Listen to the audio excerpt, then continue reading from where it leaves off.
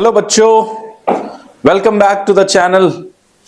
मैं SST educator Flavius Raymond आपका स्वागत करता हूं हमारे यूट्यूब चैनल में। अब तो एडमिट कार्ड भी मिल गए होंगे बेटा, अब तो पढ़ लो। क्यों? अब तो पढ़ाई चालू कर दो या अब भी मन नहीं है पढ़ाई करने का? नहीं, मन बनाओ, ठीक है। कोशिश करिए पढ़ाई करने की। नहीं भी मन हो रहा है तो भी कोशिश करिए, ठीक है। तो आज हम लोग कौन से चैप्टर के बारे में हमने लास्ट वीडियो में हमने बात किया था, नेशनलिज्म इन इंडिया के चैप्टर को हमने बहुत अच्छी तरीके से पढ़ा था।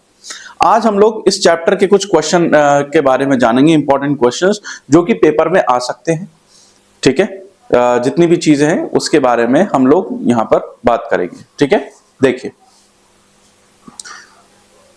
सबसे पहले हम लोग देख लेते हैं कुछ इंपॉर्टेंट डेट्स जो कि इस चैप्टर में बहुत इंपॉर्टेंट है, ठीक है। 1916 स्टार्टिंग से बात करेंगे हम लोग। 1916 से 1916 में क्या हुआ था? फर्स्ट मूवमेंट हुआ था, गांधी जी का फर्स्ट सत्याग्रह था, जो कि कहां हुआ था बेटा? चंपारण बिहार में हुआ था। तो 1916 से आपको याद रखना है, 1916 में चंपारण बिहार में पहला सत्याग्रह हुआ। 1917 में कहां हुआ? खेड़ा डिस्ट्रिक्ट ऑफ गुजरात में हुआ। खेड़ा डिस्ट्रिक्ट ऑफ गुजरात में हुआ। 1918 में कहां हुआ? अहमदाबाद मिल स्ट्राइक हुई, ठीक है। ये तीनों पहले तीन सत्याग्रह थे जिसकी वजह से महात्मा गांधी पॉपुलर हो गए थे। उसके बाद 1919 में क्या हुआ? 1919 में रॉलेट एक्ट पास किया गया। फिर 13 अप्रैल 1919 को क्या हुआ? जलियांवाला बाग मैसेकर हुआ, जो कि अमृतसर में हुआ था। 1921 में क्या हुआ? नॉन कॉपरेशन मूवमेंट और खिलाफत मूवमेंट को लॉन्च किया गया। फरवरी 1922 में क्या हुआ? चौरी चौरा इंसिडेंट हुआ, ठीक है, जिसकी वजह से गांधी जी ने क्या किया? नॉन कॉपरेशन मूवमेंट को विड्रॉ कर दिया, उसको मना कर दिया कि भाई इसको बंद कर दो। जब चौरी चौरा इंसिडेंट हुआ उसके बाद इनको जो मूवमेंट था वो बंद करना पड़ा। फिर क्या हुआ? 1929 में क्या हुआ? कांग्रेस लाहौर कांग्रेस सेशन हुआ, जहां पर इन्होंने क्या डिमांड करी? पूर्ण स्वराज की, यानी अब हमें कंप्लीट इंडिपेंडेंस चाहिए, है ना। उसके बाद देखिए नेक्स्ट क्या है? मार्च 1930 में क्या हुआ? Gandhi begin civil disobedience movement. Gandhi ji ने क्या किया? सिविल डिसोबीडियंस मूवमेंट को स्टार्ट किया। कैसे स्टार्ट किया? By breaking salt law. जो सॉल्ट लॉ को ब्रेक करके कहां पर? दांडी, ठीक है, जो दांडी मार्च जो था हमारा। और उसके बाद 1932 में क्या हुआ? सिविल डिसोबीडियंस मूवमेंट को दोबारा रीलॉन्च किया गया था। ये इस चैप्टर की सारी इंपॉर्टेंट डेट्स हैं जो कि आपको पता होनी चाहिए। इन्हीं डेट से सारी कहानी बनी हुई है। शुरुआत कहां से हुई? चंपारण बिहार से हुई। फिर कहां गया? खेड़ा डिस्ट्रिक्ट ऑफ गुजरात में गया। फिर क्या हुआ? अहमदाबाद मिल स्ट्राइक हुई। फिर क्या हुआ? रॉलेट एक्ट पास किया गया। फिर जलियांवाला बाग मैसेकर हुआ। फिर नॉन कॉपरेशन मूवमेंट हुआ, खिलाफत मूवमेंट हुआ। फिर चौरी चौरा इंसिडेंट हुआ। उसके बाद क्या हुआ? पूर्ण स्वराज की डिमांड करी गई। फिर सिविल डिसोबीडियंस मूवमेंट स्टार्ट किया गया।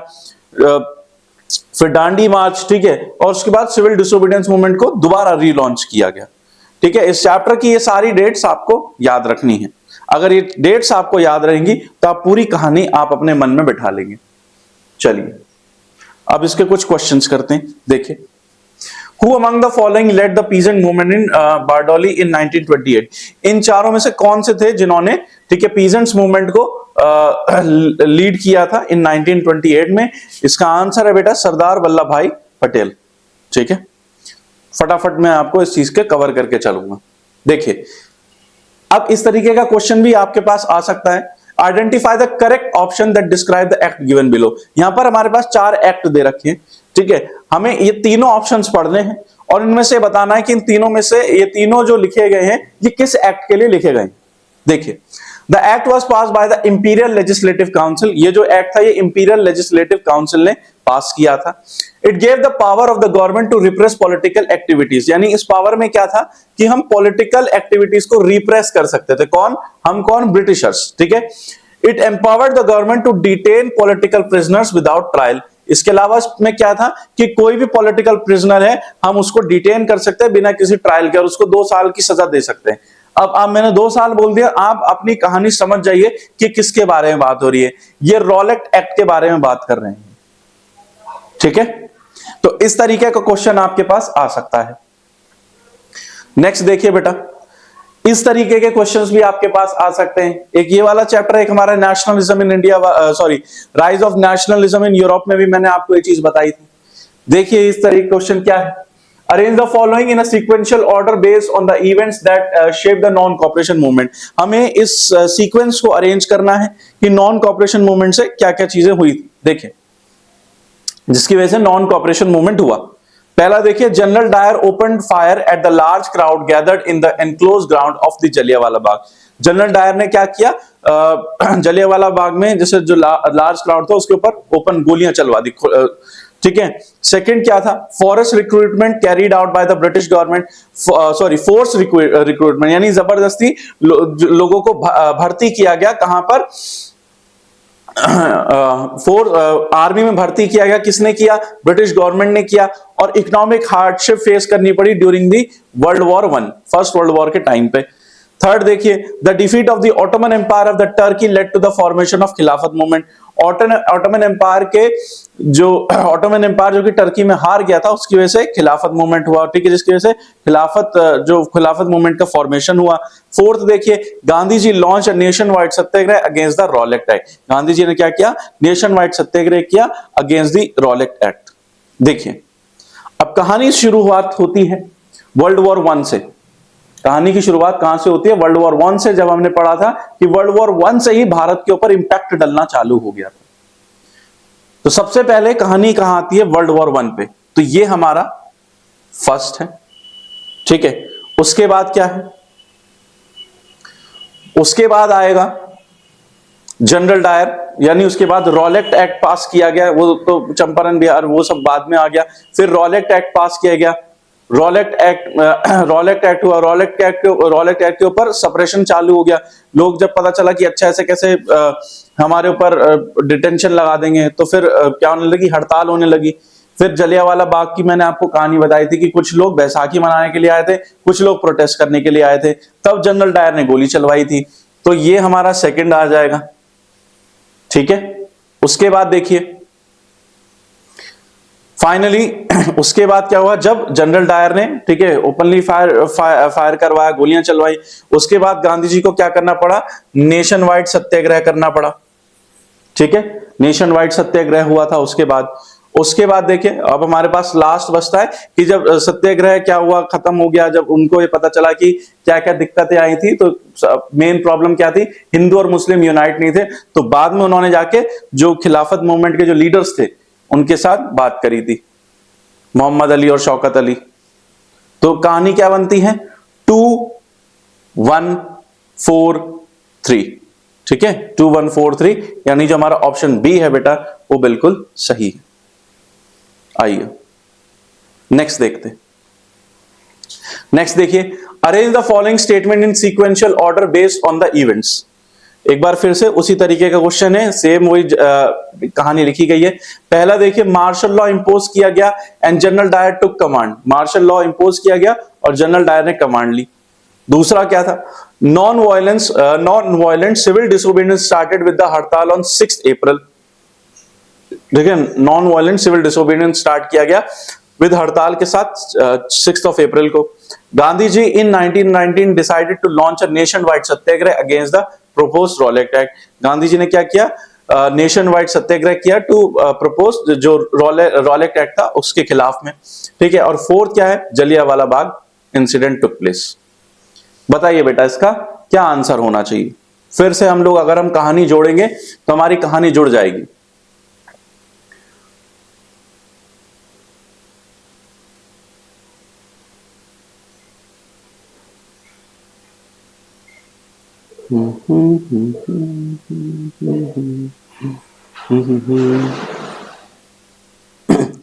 सबसे पहले क्या हुआ था,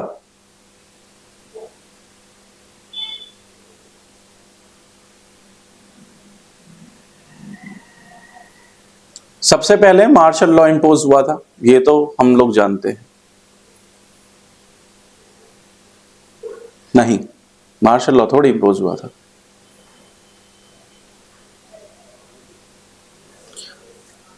सबसे पहले Gandhi ji 1919 decided launch a nationwide satyagraha against the Rowlatt Act.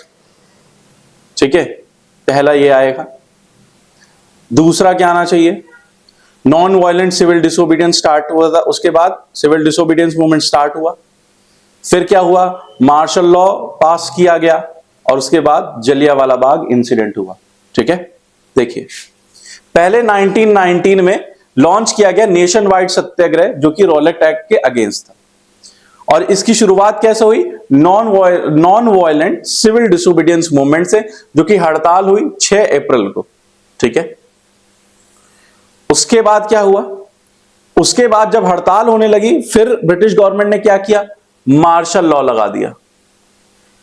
ठीक है, उसके बाद मार्शल लॉ लगाया, उसके बाद क्या हुआ, मार्शल लॉ, फिर आप जलियांवाला बाग का इंसिडेंट जानते हैं, उसके बाद हमारा जलियांवाला बाग इंसिडेंट हुआ। दैट मींस जो हमारा सेकंड वाला ऑप्शन है वो ठीक है। देखिए next question, arrange the following statement in sequential order based on events. एक बार फिर से मैं आपको ये वाला क्वेश्चन इसलिए करा रहा हूं ताकि आपको अच्छी तरीके से इन क्वेश्चंस का आइडिया हो जाए। ठीक है, कि क्वेश्चन किस तरीके से आ सकता है, कि आपको इसको सीरीज में अरेंज करना होगा, ये इसी तरीके का क्वेश्चन आएगा बेटा। ठीक है, तो आप इस चीज का ध्यान रखिएगा कि इस चैप्टर में इस तरीके का क्वेश्चन आ सकता है। अभी आपको इमेज बेस्ड वाला भी कराऊंगा मैं। ठीक है, देखिए Mahatma Gandhi started his famous salt march accomplished by 78 of his trusted volunteers. Mahatma Gandhi ji ने क्या किया, सॉल्ट मार्च को स्टार्ट किया बाय विद हिज 78 जो उनके 78 ट्रस्टेड मेंबर्स थे उनके साथ। फिर देखिए Gandhi ji sent a letter to viceroy Irwin stating 11 demands. Gandhi ji ने लेटर लिखा वाइसरॉय इरविन को जिसमें उनकी 11 डिमांड्स थी। Third, Gandhi Irwin pact sign किया गया। फोर्थ देखिए, Abdul Ghaffar Khan, a devout disciple of Mahatma Gandhi, was arrested in April 1930। ठीक है, तो सबसे पहले क्या हुआ, सबसे पहले महात्मा गांधी जी ने क्या किया, लॉर्ड इरविन को या वाइसरॉय इरविन को लेटर लिखा जिसमें उनकी 11 डिमांड्स थी, जो 11 डिमांड्स उन्होंने मांगी थी। ठीक है, उसके बाद क्या हुआ, जब उन्होंने उनको टाइम पीरियड दिया कि भाई तुम्हें यहां करना होगा, ठीक है, और अगर तुमने नहीं किया तो फिर मैं अपना सॉल्ट लॉ स्टार्ट कर दूंगा। तो यानी उसके बाद उन्होंने वॉलंटियर्स के साथ ये किया, ठीक है, सॉल्ट मार्च स्टार्ट कर दिया।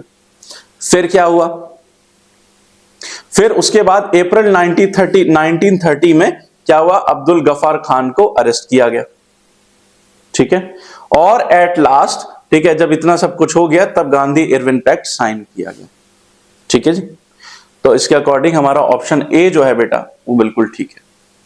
तो इस तरीके के क्वेश्चन जो हैं इस चैप्टर में से आ सकते हैं आपके लिए, और आएंगे, एक क्वेश्चन जरूर आएगा इस चैप्टर में से इस तरीके के। तो पेपर ऐसा नहीं कि अब आपसे सब कुछ ओपनली पूछ लिया जाएगा, ये तो आपको भी समझना पड़ेगा कि सीबीएसई अब बहुत ये चीज बहुत अच्छी, जो स्पून फीडिंग होती है ना, बिल्कुल चम्मच से खिलाना कि हाँ सब कुछ थाली में परोस के दे दिया, नहीं, अब आप खाना भी खुद बनाइए। आपको सब्जी दे दी हमने, मसाला भी दे दिया, सब कुछ दे दिया, अब आप खुद बनाइए।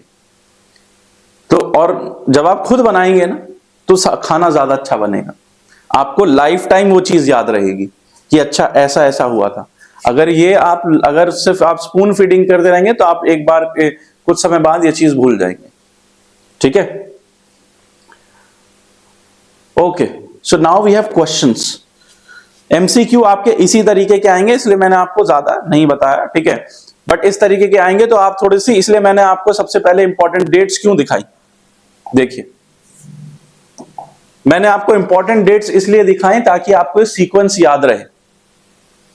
ठीक है, अगर ये सीक्वेंस आपको याद रहेगा तो आपको कोई दिक्कत नहीं होगी बेटा।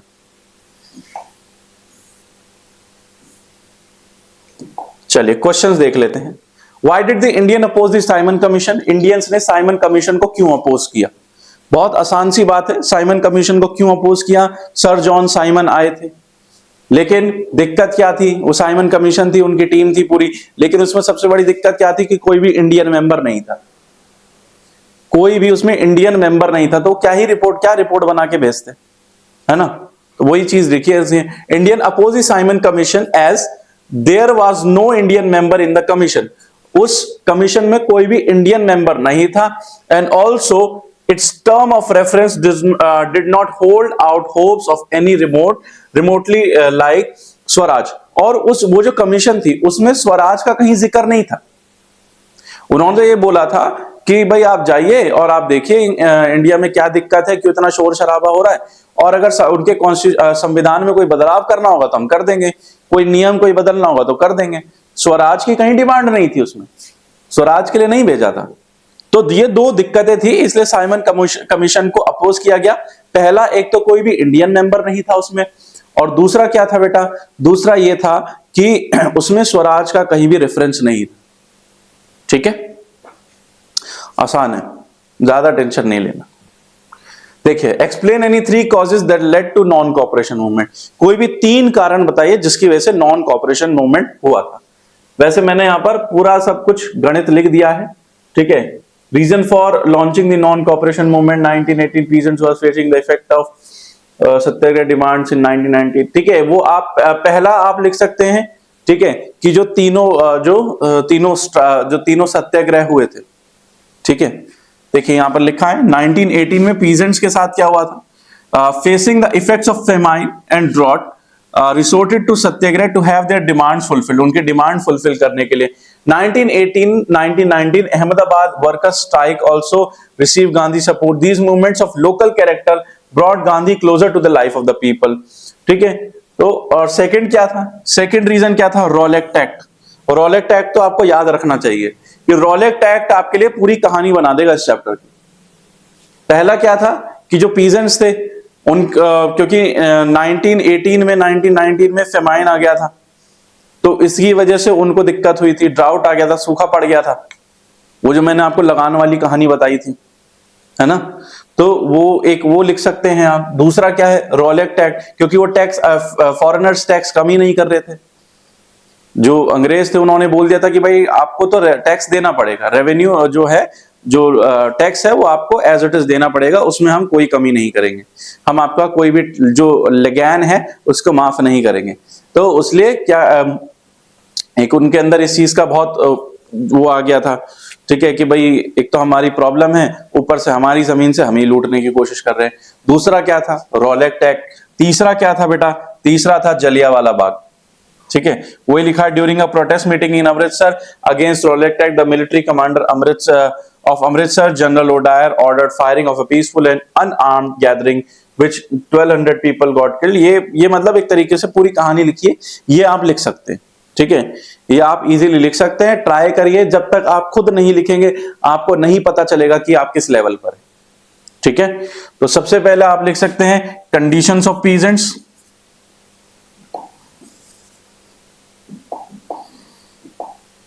क्या 3 रीजंस थे, पहला हो गया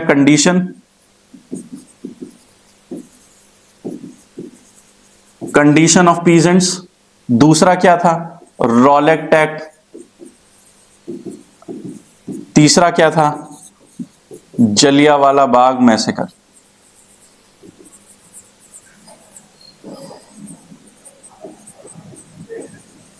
ये 3 कारणों की वजह से नॉन कोऑपरेशन मूवमेंट हुआ। ठीक है, आगे आप डिटेल में अच्छे से लिख सकते हैं, कहानी बनानी मेरे से ज्यादा अच्छी आपको आती। नेक्स्ट देखिए, explain any 3 causes which led to civil disobedience movement. 3 कोई कारण बताइए जिसकी वजह से सिविल डिसोबीडियंस मूवमेंट हुए थे। ये भी आप लिख सकते हैं। पहला देखिए, साइमन कमीशन। पहला रीजन क्या है, साइमन कमीशन। दूसरा रीजन क्या है, the Indian national Congress declaration for पूर्ण स्वराज। इंडियन नेशनल कांग्रेस ने क्या बोला, हम पूर्ण स्वराज की डिमांड करते हैं। तीसरा क्या था, ब्रिटिश सॉल्ट टैक्स। ठीक है, सॉल्ट टैक्स। तो पहला क्या रीजन था जिसकी वजह से सिविल डिसोबीडियंस मूवमेंट हुआ, पहला था साइमन कमीशन। ठीक है, दूसरा क्या था, कांग्रेस डिमांड फॉर पूर्ण स्वराज, और तीसरा क्या था, सॉल्ट टैक्स। ठीक है, इन 3 कारणों की वजह से सिविल डिसोबीडियंस मूवमेंट हुआ था। Why Indians were outraged at the Rowlatt Act? Indians जो थे वो रॉलेक्ट एक्ट के ऊपर इतना गुस्सा क्यों थे, ये आपको रॉलेक्ट एक्ट की ही डेफिनेशन लिखनी है। क्यों थे भाई, आप बिना किसी डिटेंशन के, ठीक है, बिना किसी ट्रायल के लिए 2 साल के लिए किसी को जेल में डाल दोगे, किसी पॉलिटिकल प्रिजनर को जेल में डाल दोगे, क्यों? कोई कानून नहीं है क्या, कोई नियम नहीं है क्या? मैं क्या करूं, मैं मर जाऊं, मेरी कोई इज्जत नहीं है? साडा कुत्ता कुत्ता, हाँ साडा कुत्ता कुत्ता नहीं, हमारा कुत्ता कुत्ता, साडा कुत्ता टॉमी, है ना। So the Rowlatt act was pass हरीडली through the imperial legislative council, ये बताना पड़ेगा, ठीक है, कि किसने इसको पास किया था, लेजिस्लेटिव इंपीरियल लेजिस्लेटिव काउंसिल ने, despite opposition from Indian members, it gave the government autocratic power. इसमें क्या लिखा है, ठीक है, वही चीज लिखी है कि political activities beside allowing it to detain political prisoners, ठीक है, without a trial for 2 years. The Indians were outraged by this act as it was clearly undemocratic, oppressive and hurt national sentiments and dignity. ये क्यों लोग इसके ऊपर गुस्सा हुए थे? क्योंकि अनडेमोक्रेटिक था, असंवैधानिक था, ठीक है, और क्या था, ये ऑप्रेसिव था, और इसमें लोगों के नेशनल सेंटिमेंट्स को हर्ट किया जा रहा था, ठीक है जी। इसलिए रॉलेट एक्ट के ऊपर लोग जो थे वो इतना भड़क गए थे कि ये क्या बना दिया। What is meant by the idea of सत्याग्रह? सत्याग्रह का जो आइडिया है वो क्या है, आप इस चीज के ऊपर भी बहुत अच्छे से लिख सकते हैं। सत्याग्रह क्या है? एक novel method of mass agitation है। सत्याग्रह का मतलब क्या है, ठीक है, where upon emphasise upon the power of truth. इसमें सत्य मतलब ट्रूथ, ठीक है, and the need to search the truth. It suggested that the cause was truth, and if the struggle was against injustice, then physical force was not necessary to fight the oppressor. अगर सच्चाई की लड़ाई है तो आपको physical power की जरूरत ही नहीं है, यानी मारपीट की जरूरत ही नहीं है, ठीक है। थ्रू नॉन वायलेंस, हम लोग नॉन वायलेंस मेथड से satyagraha would appeal the conscience of the oppressor by the power of truth which was bound to win। यानी अगर आप सत्य के रास्ते पर चलेंगे तो आपको किसी फिजिकल फोर्स की जरूरत नहीं है, आप शांति से, सच्चाई से आप जंग को जीत सकते हैं, ठीक है जी। ये था idea of Satyagraha. Explain any 3 effects of non cooperation movement in India. यानी नॉन कॉपरेशन मूवमेंट हुआ, उसके 3 उससे क्या प्रभाव पड़ा, ठीक है, इंडियंस के ऊपर, आपको 3 चीजें बतानी है। तो इसमें भी आप लिख सकते हैं, क्या लिख सकते हैं, फॉरेन गुड्स को बॉयकॉट कर दिया गया सबसे पहले, लिकर शॉप्स, और क्या किया गया, फॉरेन क्लोथ्स को क्या कर दिया गया, जला दिया गया। The import of foreign clothes half between 1921 to 1922, ठीक है। तो ये तीनों चीजें आप लिख सकते हैं कि फॉरेन गुड्स वर बॉयकॉट, ठीक है, foreign clothes were burn and liquor was picketed, ठीक है। सेकेंड देखिए, people began discarding imported clothes and wearing Indian ones, ठीक है, वही चीज। उसके बाद सेकेंड पॉइंट आप लिख सकते हैं कि जो फॉरेन इंडियंस ने क्या किया, फॉरेन कपड़े को हटा दिया और इंडियन क्लोथ्स यानी स्वदेशी यानी खादी पहनना स्टार्ट कर दिया। थर्ड क्या लिख सकते हैं, the production of Indian textile mills and handloom went up, क्योंकि खादी पॉपुलर हो गया था, क्योंकि स्वदेशी पॉपुलर हो गया था, इसलिए लोगों ने क्या किया, जो हमारी इंडियन टेक्सटाइल मिल्स थी उनकी क्या होने लगी, उनकी ग्रोथ होने लगी, ठीक है। तो नॉन कॉपरेशन मूवमेंट से 3 चीजें हुई। क्या हुआ, सबसे पहला foreign goods were boycott, liquor were picket, ठीक है, और उसके अलावा फॉरेन क्लोथ्स वर बैंड, ठीक है, foreign clothes were burn. Second क्या लिखेंगे, people started wearing Indian clothes, that is khadi. Third, Indian clothes जब पहनेंगे तो क्या होगा, इंडियन की जो टेक्सटाइल मार्केट है वो क्या करेगी, ग्रो करेगी, वो बढ़ने लग जाएगी, ठीक है जी। यही हुआ था। तो 3 इफेक्ट बताने आपको नॉन कॉपरेशन मूवमेंट की। नेक्स्ट देखिए, describe the famous incidents of Jallianwala Bagh. ये आप कर सकते हैं, इसमें मुझे इतना कुछ डिटेल में बताने की जरूरत नहीं है। 13 मार्च 1919 को crowd of villagers who had come to Amritsar to attend the fair gathered in the closest, यानी वही 13 मार्च को अमृतसर में कुछ लोग मेले में जमा हुए थे, जो बैसाखी का फेस्टिवल था, ठीक है। From the outside city they were unaware of the martial law, क्योंकि वो गांव देहात में थे इसलिए उनको मार्शल लॉ के बारे में नहीं पता था, ठीक है। बट जो जनरल डायर थे, ठीक है, वो जलियांवाला बाग में आते हैं, सारे एग्जिट पॉइंट्स को ब्लॉक करते हैं और ओपन फायर क्राउड पर कर देते हैं, जिसकी वजह से हजारों लोगों की डेथ हो जाती है, ठीक है। सो जलियांवाला बाग आप अच्छे से लिख सकते हैं, मैं उम्मीद करता हूं। नेक्स्ट देखिए, Why was salt considering an effective symbol of resistance against colonialism? It is one of the important questions बेटा, ठीक है। ये काफी इंपॉर्टेंट क्वेश्चन है कि सॉल्ट मार्च में, ठीक है, क्यों, ठीक है, it was considered as an effective symbol, ठीक है। सॉल्ट मार्च में जो सॉल्ट है उसी को इतना इफेक्टिव सिंबल क्यों लिया गया ऑफ रेजिस्टेंस अगेंस्ट कॉलोनियलिज्म, यानी कॉलोनियलिज्म को हटाने के लिए या कॉलोनियलिज्म से लड़ने के लिए, रेजिस्ट करने के लिए सॉल्ट मार्च ही क्यों किया गया? कोई और मार्च भी कर सकते थे, मिर्ची मार्च भी कर सकते थे, सॉल्ट क्यों भाई? धनिया मार्च भी कर सकते थे, हल्दी मार्च भी कर सकते थे, कुछ भी मार्च कर सकते थे, सॉल्ट मार्च ही क्यों किया? तो देखिए, salt march became an effective tool of resistance against colonialism because Mahatma Gandhi found in salt a powerful symbol that can unite the nation। क्योंकि महात्मा गांधी को ये पता, महात्मा गांधी ने ये सोचा कि सॉल्ट एक ऐसी चीज है, नमक एक ऐसी चीज है जो कि पूरे देश को जोड़ सकता है। कैसे जोड़ेगा नमक? Gandhi ji sent a letter to Viceroy Irwin stating 11 demands. The most stirring was of the demand to abolish salt law। उसके बाद गांधी जी ने क्या किया? लॉर्ड इरविन को लेटर लिखा जिसमें उनकी 11 डिमांड थी, जिसमें से एक डिमांड था सॉल्ट लॉ को खत्म करना। अब देखिए सॉल्ट को ही क्यों चुना, यहां से आपकी कहानी शुरू होती है। Salt was an essential item of food and was consume by rich and poor people. कैसे यूनाइट हो सकते हैं? क्योंकि सॉल्ट एक ऐसी चीज है जो अमीर आदमी भी खाता है, गरीब आदमी भी खाता है। ठीक है जी। Irwin was unwilling to negotiate, so Gandhi started salt march. उन्होंने गांधी जी ने लॉर्ड इरविन को डेडलाइन दी थी कि भाई अगर तुमने नहीं किया तो मैं सॉल्ट मार्च स्टार्ट कर दूंगा, लेकिन लॉर्ड इरविन ने कोई बात नहीं, कर लो जो करना करना। तो उसके बाद क्या हुआ? गांधी जी ने अपना सॉल्ट मार्च स्टार्ट किया with 78 members. He reached Dandi, violated the law and made salt. This March develop the feeling of nationalism. ये जो सॉल्ट लॉ था, ठीक है, इसकी वजह से लोगों के अंदर नेशनलिज्म की feeling I. People in different part of the country broke the salt law. इसके बाद देश के बाकी हिस्सों में भी सॉल्ट लॉ को ब्रेक किया गया। And manufactured salt and demonstrated in front of the government factories. और यहां तक कि जो ब्रिटिश गवर्नमेंट थी उन्होंने सॉल्ट के ऊपर मोनोपोली बना रखी थी। तो इन्होंने क्या किया इंडियंस ने कि मतलब फैक्ट्रीज के सामने जा जाके सॉल्ट बना रहे हैं, नमक बना लिया, ले कर ले क्या करेगा, है ना। तो ये हुआ इनके साथ। तो तब इसलिए मैंने वो बार बार वो आ रहा था ना, इंडियंस भी लाइक हम किसी से कम नहीं। बताओ, एक तो लॉ भी तोड़ रहे हैं और ऊपर से गवर्नमेंट फैक्ट्रीज के सामने जा जाके बना रहे हैं, नमक बना लिया, कर लो क्या करोगे। ठीक है, इसलिए सॉल्ट को उन्होंने मेन वेपन चुना, क्योंकि सॉल्ट एक एसेंशियल चीज है जिसको चाहे गरीब आदमी है चाहे अमीर आदमी है सभी लोग कंज्यूम करते हैं। और ब्रिटिशर्स ने उसी के ऊपर टैक्स लगा रखा था, उसी के ऊपर अपनी मोनोपोली क्रिएट कर रखी थी। ठीक है, मोनोपोली मतलब जिस पर से हमारा अधिकार है और कोई नहीं। How did the world war one, WW1 मतलब world war one, creates a new economic and political situation, explain with example। World war one की वजह से क्या नई पॉलिटिकल और इकोनॉमिक सिचुएशंस आई? तो यहां पर आपको वर्ल्ड वॉर वन के बारे में बताना है। Create a new political situation, it led to the huge increase in defence expenditure. सबसे पहले इन्होंने क्या किया?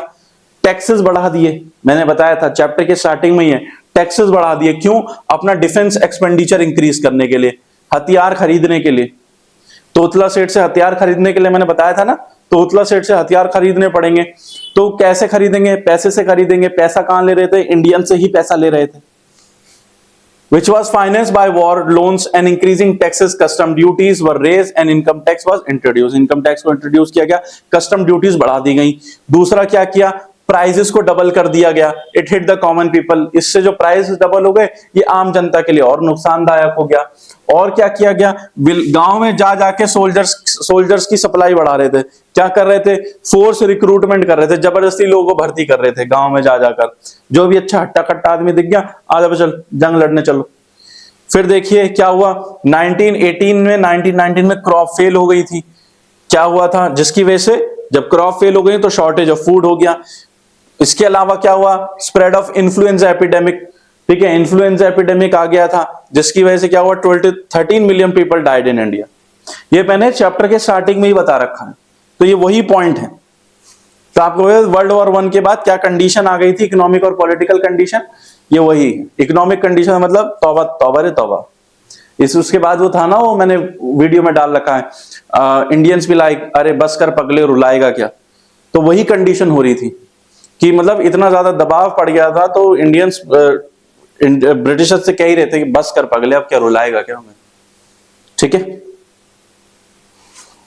देखिए next, Gandhi ji felt Khilafat issue as an opportunity. Gandhi ji ने महसूस किया कि जो खिलाफत इशू है वो एक अपॉर्चुनिटी है जिससे हम क्या कर सकते हैं, हिंदूज और मुस्लिम को एक छत के नीचे यानी एक अम्ब्रेला के नीचे ला सकते हैं और एक यूनिफाइड नेशनल मूवमेंट स्टार्ट कर सकते हैं। अब आपको इसको एक्सप्लेन करना है, ये आप आराम से एक्सप्लेन कर सकते हैं, इसमें भी कोई दिक्कत नहीं है। रॉलेट एक्ट सत्याग्रह एक वाइड स्प्रेड मूवमेंट था, इट वाज स्टिल लिमिटेड, लेकिन ये लिमिटेड था टाउन्स एंड सिटीज में। नाउ गांधी जी को ये लगा कि भाई ऐसा क्यों हो रहा है, ठीक है, but there were no such movement can be organise without it. So उनको पता चला कि भाई हमें इसको और ब्रॉड बनाना पड़ेगा। तो ब्रॉड करने के लिए उन्होंने क्या सोचा कि इसका एक ही तरीका है कि हिंदू और मुस्लिम को यूनाइट किया जाए, और उसके लिए उन्होंने यूज किया खिलाफत इशू का।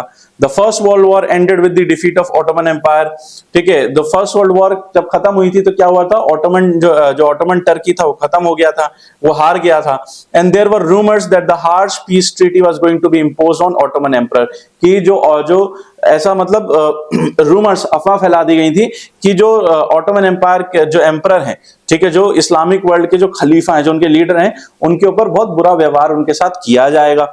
The young generation of Muslim leaders to defeat the Khalifa temporal powers, the Khilafat committee was formed, ठीक है, to defend the Khalifa temporal power, ठीक है, कि खलीफा की जो टेम्परल पावर्स हैं उनको डिफेंड करने के लिए एक खिलाफत कमेटी बनाई गई, जिस कहां बनाई गई, बॉम्बे में बनाई गई मार्च 1919 में। उसके लीडर्स कौन कौन थे, मोहम्मद अली और शौकत अली। बेगन डिस्कसिंग विद महात्मा गांधी, फिर महात्मा गांधी इनके पास जाते हैं, ठीक है, इन लोगों के बीच में बातचीत होती है कि हम लोग एक यूनाइटेड मास एक्शन हम लोग प्लान करेंगे। गांधी जी को ये अपॉर्चुनिटी लगी जहां पर मुस्लिम्स और हिंदूज को एक अम्ब्रेला के नीचे, एक छत के नीचे ला सकते थे। और उसके बाद कैलकाटा सेशन में इस चीज को डिसाइड किया गया 1920 में। ही कन्विंस अदर लीडर्स, इन्होंने कांग्रेस के बाकी लीडर्स को कन्विंस किया कि देखो भाई अगर हमें जंग जीतनी है तो हमें सबको एक होना पड़ेगा।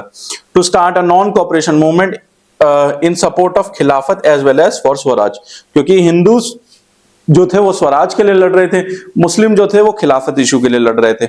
इसलिए उन्होंने बोला कि भाई हम नॉन कोऑपरेशन खिलाफत मूवमेंट करेंगे, ठीक है। तो ये है इसमें, ये भी one of the most important question, ठीक है, इसको भी आप देख लेना। नेक्स्ट देखिए, civil disobedience movement was different from the non cooperation movement, support the statement with example. यानी सिविल डिसोबीडियंस मूवमेंट और नॉन कोऑपरेशन मूवमेंट दोनों अलग अलग थे, आपको उसको बताना है। तो इसमें आपको सिविल डिसोबीडियंस और नॉन कोऑपरेशन मूवमेंट के आपको जस्ट डिफरेंसेस बताने हैं, क्या क्या था। ये कब लॉन्च हुआ था, 1920 में। ये कब लॉन्च हुआ था, 1930 में, ठीक है। ये कब लॉन्च हुआ था, 1930 में, civil disobedience movement. Non cooperation movement sought to bring the working of the government to stand still by not cooperating with the administration. Non cooperation movement में था कि हम लोग एडमिनिस्ट्रेशन के साथ वर्क नहीं करेंगे, लेकिन सिविल डिसोबीडियंस मूवमेंट में क्या था कि पूरी तरीके से एडमिनिस्ट्रेशन को खत्म कर दो, सिर्फ उनको उनके काम ही नहीं करने बल्कि उनके नियम भी तोड़ दो, खत्म कर दो बिल्कुल। Paralysing the administration by making some specific rules and regulations, किस तरीके से उनको पैरालाइज मतलब ऐसा लंगड़ा कर दो कि उनके रूल्स एंड रेगुलेशंस ही नहीं मानने, ठीक है। फिर देखिए, there were no tax campaign in this movement, इसमें कोई टैक्स कैंपेन नहीं था। It involve non payment of taxes, land revenue as well as violation of laws, ठीक है। इसमें कोई टैक्स कैंपेन नहीं था, लेकिन उसमें non payment of tax and land revenue as well as violation of laws, यानी हम आपको टैक्स भी नहीं देंगे, कुछ भी नहीं करेंगे। यहां पर सिर्फ एडमिनिस्ट्रेशन से लड़ाई थी, यहां पूरे सबसे लड़ाई थी। यहां पर डिमांड हो गई थी पूर्ण स्वराज की। Many leaders renounced their titles and left their government jobs, बहुत सारे लोगों ने अपनी सरकारी नौकरियां छोड़ दी थी। यहां पर क्या हुआ, यहां पर सॉल्ट लॉ भी हुआ, लिकर को बॉयकॉट किया गया, फॉरेन क्लोथ्स को बॉयकॉट किया गया, British goods of all kinds, यहां पे भी वही सारी चीजें हुई थी। बस यहां पर भी वही हुआ था, यहां पर भी वही हुआ था, बस यहां पर क्या हुआ था, एक बहुत इंपॉर्टेंट प्रोसेस हुआ था, सॉल्ट लॉ, ठीक है, ब्रेकिंग ऑफ सॉल्ट लॉ। ये कैसे हुआ, it was non violent until Chaura Chauri incident took place. ये कैसे हुआ, जब चौरा चौरी इंसिडेंट हुआ, the movement became violent in a matter of time. लेकिन यहां क्योंकि फुल आजादी दे दी कि नियम भी तोड़ दो, तो यहां और ज्यादा मैटर हो गया था, इसलिए गांधी जी को उसको कॉल ऑफ करना पड़ा। जब उनके जो पॉलिटिकल लीडर्स थे उनको गिरफ्तार कर लिया गया, हमने अब्दुल गफर खान के बारे में भी पढ़ा, तो उनको गिरफ्तार कर लिया गया, तब उनको कैंसिल करना पड़ा। उन्होंने फिर उसको कैंसिल कर दिया, फिर दोबारा उसको रीलॉन्च किया गया था, वो एक अलग चीज है, ठीक है। तो अगर ऐसा क्वेश्चन आएगा आप इस तरीके से टेबल बना के लिखना, अच्छा लगेगा, अच्छा लगता है, दिल से अच्छा लगता है। देखिए next question, how did the business class relate itself to the civil disobedience movement, explain with example. यानी बिजनेस क्लास ने, जो अमीर लोग थे, ठीक है, उन्होंने सिविल डिसोबीडियंस मूवमेंट को किस तरीके से रिलेट किया। The business class supported the civil disobedience movement when it was first launch. पहले सिविल डिसोबीडियंस मूवमेंट में तो बिजनेस क्लास ने खूब सपोर्ट किया। क्यों? क्योंकि 1930 का टाइम था, इकोनॉमिक हार्डशिप आई हुई थी पूरी दुनिया में। अभी देखिए, they gave financial assistance and refuse to buy और सेल इंपोर्टेड गुड्स।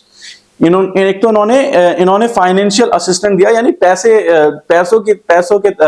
पैसों के द्वारा, ठीक है, मदद करी, और इन्होंने रिफ्यूज कर दिया कि ना ही हम बेचेंगे और ना ही हम खरीदेंगे कोई भी फॉरेन का जो गुड है, ना ही हम उसको खरीदेंगे और ना ही हम उसको बेचेंगे। फिर most businessmen came to see swaraj at a time when colonial restrictions on business class would no longer exist and trade and industry would flourish without constraint। ठीक है, काफी सारे जो बिजनेसमैन थे वो स्वराज के लिए आए, ठीक है, जब कॉलोनियल रेस्ट्रिक्शंस जो था, ठीक है, वो बिजनेस क्लासेस पर खत्म हो गया, ठीक है, और ट्रेड और इंडस्ट्री जो है वो काफी ज्यादा फ्लश करने लगी बिना किसी रुकावट के। तो इसलिए बहुत सारे बिजनेसमैन आए। But after the failure of the round table conference, लेकिन जो राउंड टेबल कॉन्फ्रेंस के फेलियर के बाद business group were no longer uniformly enthusiastic. उसके बाद मूवमेंट हुआ, ठीक है, सेकेंड राउंड टेबल कॉन्फ्रेंस हुई, ठीक है, जिसमें महात्मा गांधी को कुछ मतलब उनको कुछ पूछा ही नहीं गया लंदन में, तो बेचारे वापस आ गए। यानी वो वहां पर जो सिविल डिसोबीडियंस मूवमेंट था, ये फर्स्ट वाला खत्म हो गया। अब उन्होंने फिर से बोला दोबारा रीलॉन्च करेंगे।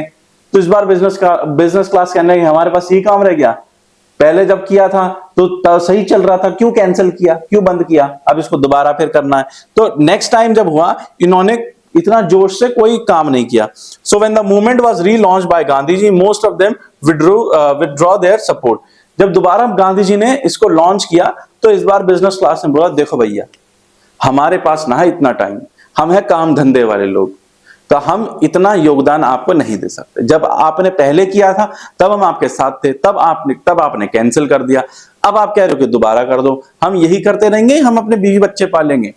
बीवी हार मांग रही है, बच्चा चिज्जी मांग रहा है, कहां से ला कर देंगे। तो भैया हम अपने धंधे पर ध्यान देंगे, हम अपने काम पर ध्यान देंगे। फिफ्थ देखिए, fifth point, they were apprehensive of the spread of militant activities.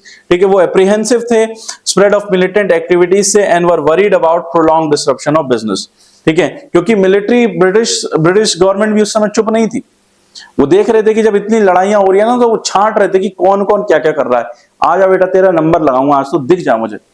तो उनको ये दिख रहा था कि मिलिटेंट एक्टिव ब्रिटिश भी तेज है, और उन्हें पता चल गया कि कोई बिजनेसमैन साथ में है, तो उनको भी क्या किया जाएगा, उनको भी पनिश किया जाएगा। तो जो बिजनेसमैन थे वो डरे हुए थे कि अगर हम सामने आ गए और अगर हमें धर लिया, हमें पकड़ लिया, तो क्या होगा, हमारा बिजनेस ही बंद कर देंगे। इसीलिए उन्होंने सेकंड जो दोबारा relaunch of civil disobedience movement हुआ, उसमें उन्होंने ऐसा कर दिया, सॉरी।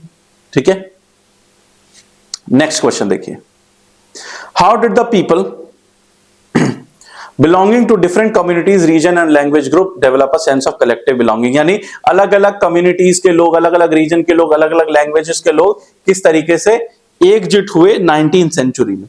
कैसे उनके अंदर नेशनलिज्म की भावना है कि ओ हमारा देश प्यारा देश, सबसे प्यारा न्यारा देश। कैसे हुआ ये देखिए, वो लिखा है, ठीक है, ऊपर वाली लाइन छेप दीजिए। फर्स्ट पॉइंट देखिए, the creation of image of Bharat माता। भारत माता का जो इमेज क्रिएशन किया गया था, किसने किया था, बंकिम चंद्र चट्टोपाध्याय ने। Creative sense of national belonging, सबसे पहले भारत माता को लाया गया। ठीक है, सेकंड देखिए, idea of nationalism also develop through a movement to revive Indian folklore. ठीक है, for example in Bengal Rabindranath Tagore began collecting ballads, nursery rhymes and myths and led the movement of folk revival। यानी फोक culture को वापस लाया गया, गाना गा के, कहानियां लिख के, पोइट्री सुना के। ठीक है, जैसे अभी आप अपनी वाली को पोइट्री सुना रहे होंगे ना, तो ऐसी तरीके से, ठीक है, रविंद्रनाथ टैगोर ने इसकी जिम्मेदारी ली कि भाई हम फोक को, जो हमारा कल्चर है, उसको हम ऊपर उठाएंगे और उससे लोगों को यूनाइट करेंगे। जैसे अभी आप कर रहे हैं, कोई दीवाना कहता है, कोई पागल समझता है ना, मगर धरती की बेचैनी बस बादल समझता है, तू मुझसे दूर कैसी है, मैं तुझसे दूर कैसा हूं, ये तेरा दिल समझता है, ये मेरा दिल समझता है। ये कुमार विश्वास ने लिखी है, ठीक है, बहुत बढ़िया है। मन कर गया सुनाने का तो इसलिए सुना दिया। जो रविंद्रनाथ टैगोर ने, ठीक है, जिम्मेदारी के लिए कि फोक को वापस लेकर आएंगे, ठीक है। थर्ड पॉइंट देखिए, the creation of Indian flag. अब जब इतना सब कुछ हो रहा है तो झंडा भी तो चाहिए, जब लड़ाई कर रहे हैं तो झंडा भी तो चाहिए, बिना झंडे के थोड़ी लड़ाई करेंगे, कैसे पता चलेगा कि हम हैं। तो इंडियन फ्लैग का क्रिएशन किया, किसने किया? By Gandhi ji. Also led a sense of belonging during the swadeshi movement in Bengal, a tricolour flag. जब स्वदेशी मूवमेंट चल रहा था बंगाल में, ट्राई कलर फ्लैग को डिजाइन किया गया।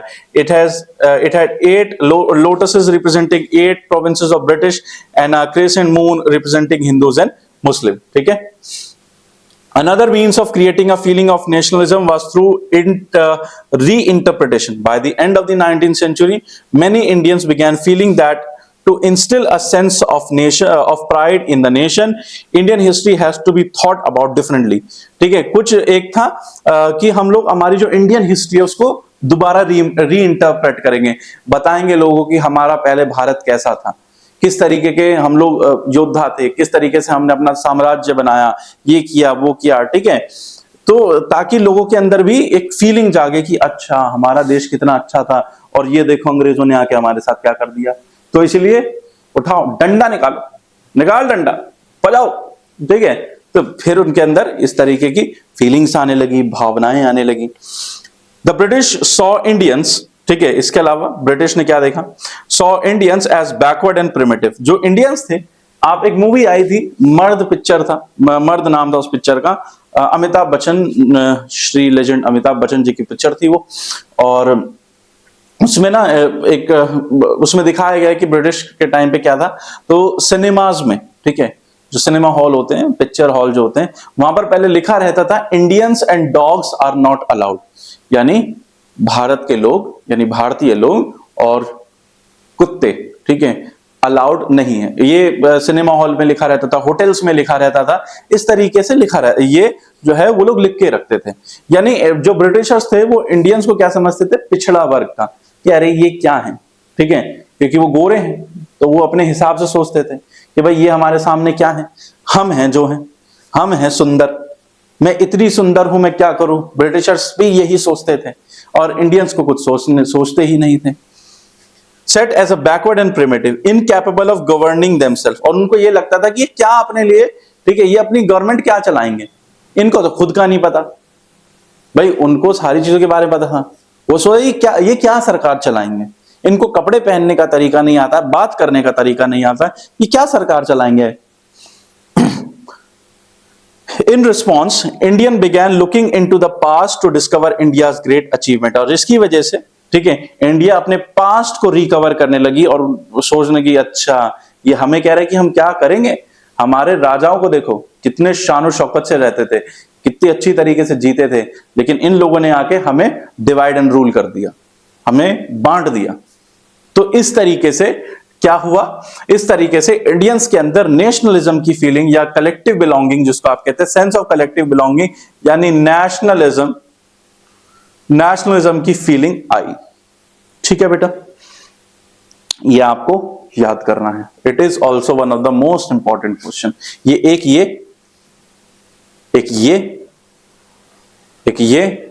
और एक ये सॉल्ट मार्च, ठीक है, ये कुछ काफी इंपॉर्टेंट क्वेश्चन है जिनमें से एक आधा कोई क्वेश्चन आ सकता है। लास्ट क्वेश्चन पे हम लोग जाते हैं।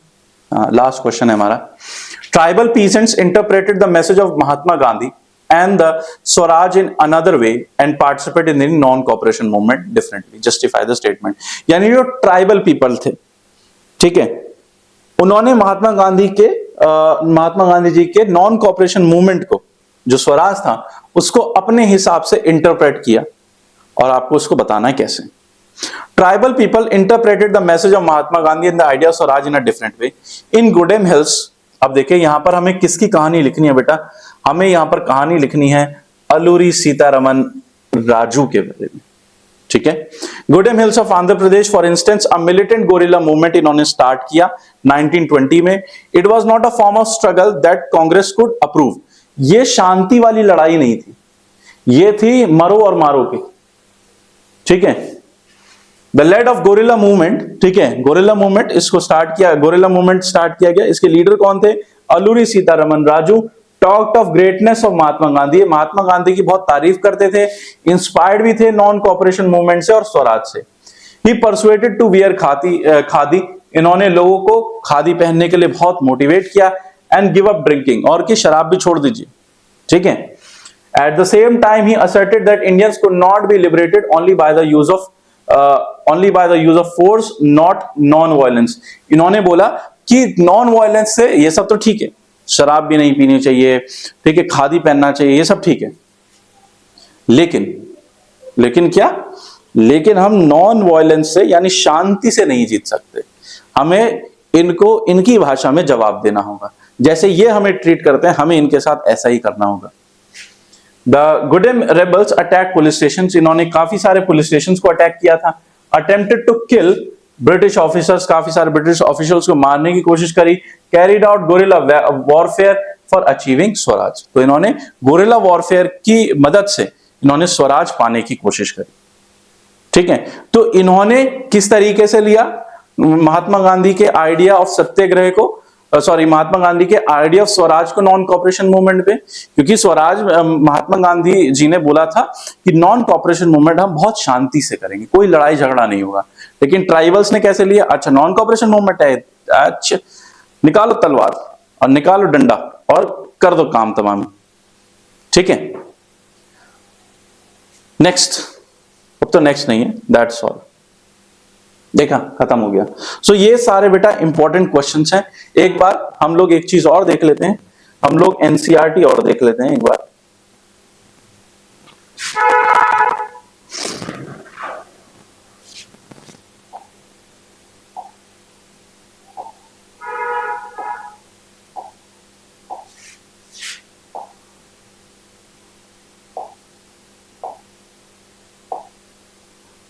देखते हैं, हमारी एनसीईआरटी तो हमसे कुछ नहीं कह रही है, क्योंकि वो बहुत कुछ कहती है। एनसीईआरटी बहुत कुछ कहती है।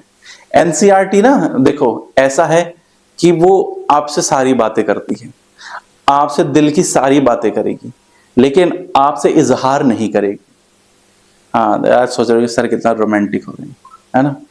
तो एनसीईआरटी ऐसी है, एनसीईआरटी आपसे कभी भी आप बहुत सा एनसीईआरटी कोई भी किताब देख लो, एनसीईआरटी आपसे सारी बातें कर लेगी, तुम कितने अच्छे हो, आपका ख्याल रखेगी, हर तरीके से रखेगी, लेकिन आपसे कभी डायरेक्टली नहीं बोलेगी।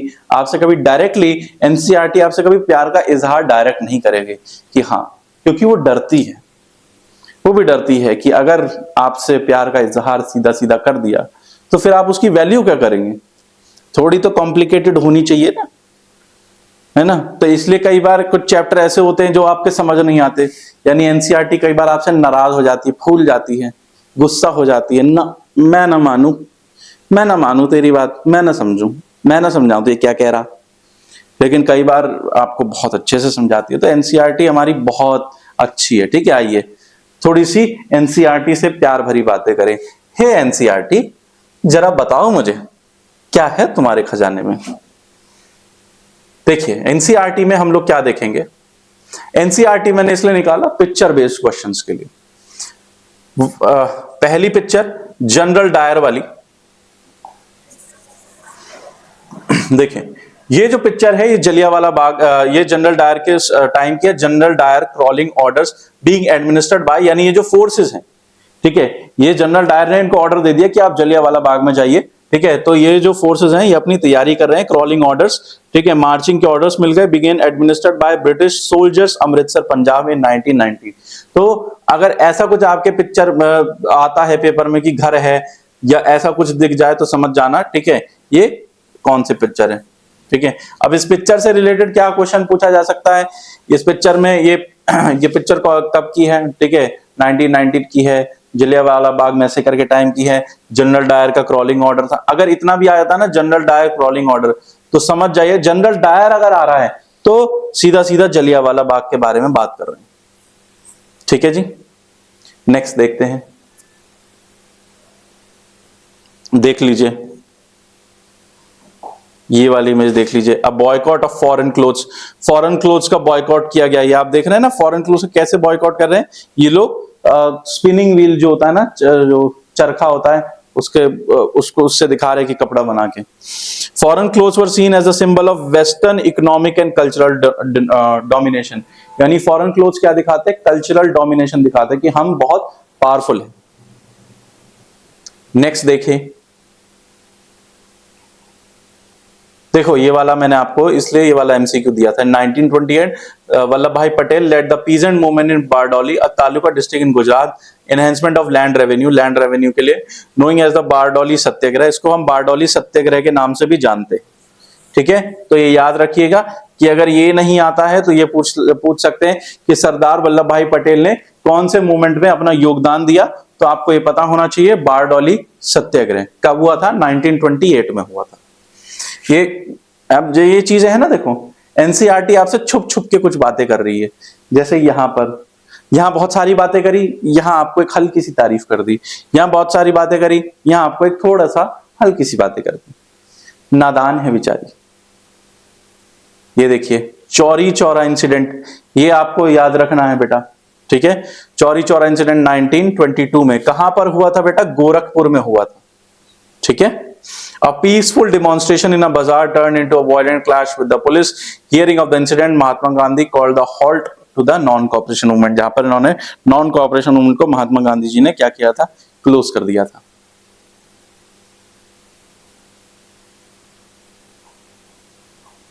नेक्स्ट देखिए, meeting of the Congress, Congress leaders के साथ मीटिंग हुई थी इलाहाबाद में 1931 में।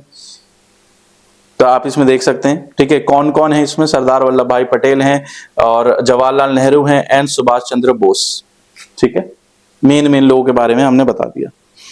यहां आप देख सकते हैं, महात्मा गांधी है, सरदार वल्लभ भाई पटेल हैं, सुभाष चंद्र बोस हैं और जवाहरलाल नेहरू हैं। ठीक है, नेहरू। बाकी और लोग भी बैठे हैं, सुन रहे हैं क्या चल रहा है।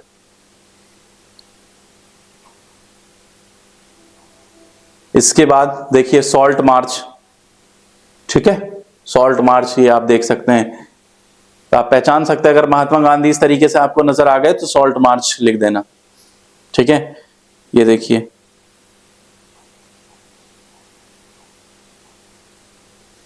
Women join nationalist procession. अब वुमेन्स का कैसे बताएंगे? देखो यहाँ पर सभी औरतें हैं, सबने पल्ला ढक, सबने चुन्नी ओढ़ रखी है ऊपर तक ऐसे करके, मर्द थोड़ी ओढ़ते हैं। ठीक है, ये मत क्या, ठीक है, ये मत कहना सर धूप हो रही होगी इसलिए, नहीं धूप में नहीं। ठीक है, ये सब लेडीज हैं। ठीक है, आप देख सकते हैं सब व्हाइट व्हाइट। ये देखिए, अब आपसे यहां पूछा जा सकता है, ठीक है, कि महात्मा गांधी है, जवाहरलाल नेहरू हैं, तीसरे कौन है? मौलाना आजाद हैं। ये कौन है बेटा? मौलाना आजाद हैं एट सेवाग्राम आश्रम। ठीक है, कहां पर है ये? सेवाग्राम आश्रम में। इनको आप जानते होंगे बेटा, बाल गंगाधर तिलक। ठीक है, अगर इनके बारे में आ गया तो पता होना चाहिए। ये देखिए भारत माता, ये है भारत माता, ये इंपॉर्टेंट इमेज है आपके लिए, इंपॉर्टेंट। ठीक है, इंपॉर्टेंट इमेज है। किसने बनाया था? अबिंद्रनाथ टैगोर ने, अबिंद्रनाथ टैगोर ने बनाया था, 1905 में बनाया था। ठीक है, ये देखिए, notice that mother figure here is shown as dispensing learning food and clothing. ठीक है, the mala in one hand emphasises her aesthetic quality. Abanindranath Tagore like Ravi Varma before him trying to develop a style of painting that could be seen truly Indian. अब इससे ये बिल्कुल क्या है? बिल्कुल Indian figure आपको नजर आ रहा होगा। ठीक है, ये बिल्कुल ऐसा, यहां पर आप देख सकते हैं माला है, कपड़ा है, ठीक है, और क्या है? क्लोथिंग है, फूड है। ठीक है, ये सारी चीजें। Jawaharlal Nehru a popular print. ठीक है, ये देख लीजिए। भारत माता एक ये भी है, भारत माता, इनको तो आप जानते हैं। ठीक है, ये तो हम लोग शुरुआत से देखते हुए आ रहे हैं। Bharat Mata figure, the figure of Bharat Mata is a contrast of the one by, ये भी रविंद्रनाथ टैगोर ने बनाई थी। हियर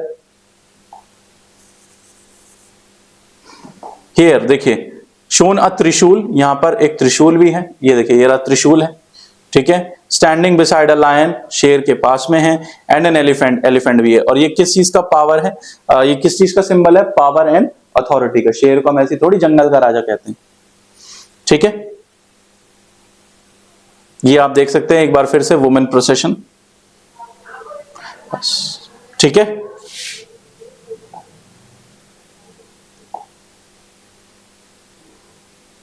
खुल जा, खुल जा सिमसिम।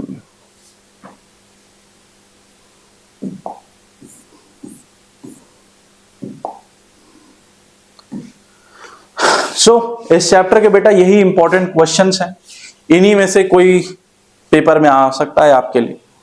तो आई होप सो ये चैप्टर आपको समझ में आ गया होगा, इस चैप्टर के इंपॉर्टेंट क्वेश्चंस आपको समझ में आ गए होंगे। कोई भी डाउट है आप बेझिझक हमसे पूछ सकते हैं, हम आपके लिए हमेशा अवेलेबल रहेंगे, ठीक है। जब भी आप हमें फोन करेंगे या जब भी आप कोई कमेंट सेक्शन में कोई सवाल पूछेंगे तो हम आपके लिए अवेलेबल होंगे, ठीक है। तो एक बार फिर से अपनी पढ़ाई पर ध्यान दीजिए, थोड़ा पेपर बहुत नजदीक है, पढ़ाई चालू करिए। आज 10 तारीख हो गई है और 15 तारीख से आपके पेपर है। अरे इसी हफ्ते से यार, 15 तारीख को इंग्लिश का पेपर, इस हफ्ते से पेपर आ गए आपके, क्या बात है। ओ माय गॉड, पेपर्स, है ना। तो पेपरों की तैयारी करिए अपने। मिलेंगे आपसे हम नेक्स्ट वीडियो में, नेक्स्ट चैप्टर हम लोग पढ़ेंगे the making of the global world, ठीक है। तो मिलेंगे आपसे नेक्स्ट वीडियो में, तब तक के लिए अपना ध्यान रखिए, पढ़ाई करिए, टेंशन फ्री रहिए और एंजॉय करिए अपनी लाइफ को। तो मिलते हैं आपसे दोबारा, बाय।